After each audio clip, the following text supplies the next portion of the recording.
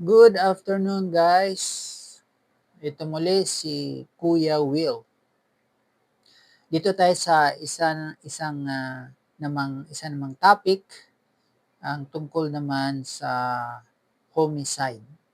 Homicide. Okay. Pero disclaimer lang po, hindi po ako abogado. Ang sinishare ko dito ay based lang sa aking understanding bilang isang ordinaryong mamamayan. For educational purposes lamang po ito, mga guys. Ngayon, pag-uusapan natin ng isang very serious na batas dito sa Pilipinas, ang homicide. Makikita ito sa Revised Penal Code, Article 249. No, basahin muna natin. Pero, hindi talaga buo. No? O sige, yung buo na muna. Article 249, homicide. Any person who, not falling within the provisions of Article 246 or parricide or Article 248 murder shall kill another without the attendance of any of the circumstances enumerated in the next preceding article shall be deemed guilty of homicide and be punished by reclusion temporal. Nakalagay sa batas guys, no? Pero basahin mo na natin uli sa simpleng paraan. No? Ayon sa Revised Penal Code Article 249, any person who shall kill another shall be deemed guilty of homicide. No? Simple pakinggan, pero may lalim ito.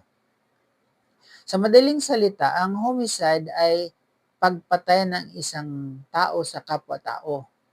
Pero hindi siya papasok sa murder at hindi rin parricide. So ano ibig sabihin nun? Kapag may pagpatay, hindi automatic na murder agad. May tatlong posibilidad. Parricide, murder, at homicide. Ang homicide ay para bang default.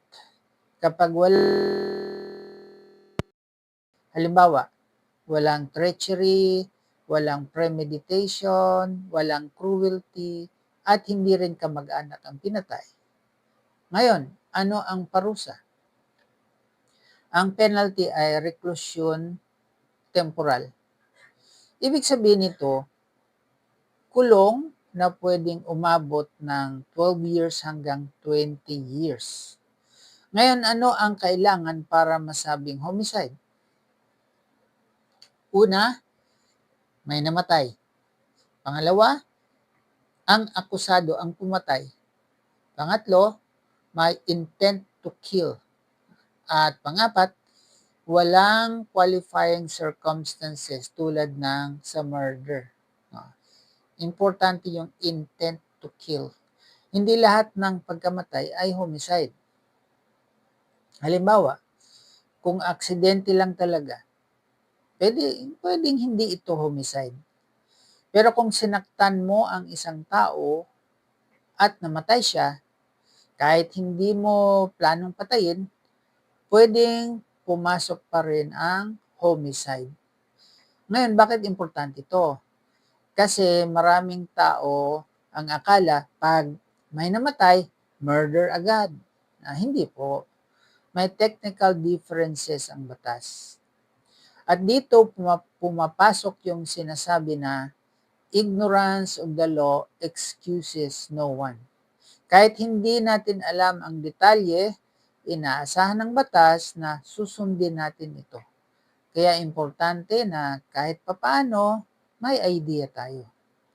Sa susunod na video, sa part 2 ng video na ito, pag-uusapan naman natin ang isang tunay na kaso na umabot sa Supreme Court para makita natin kung paano ina-apply ang batas na ito sa totoong buhay.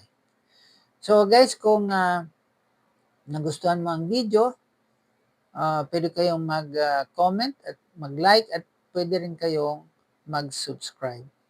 At abangan ang susunod na video. Maraming salamat po.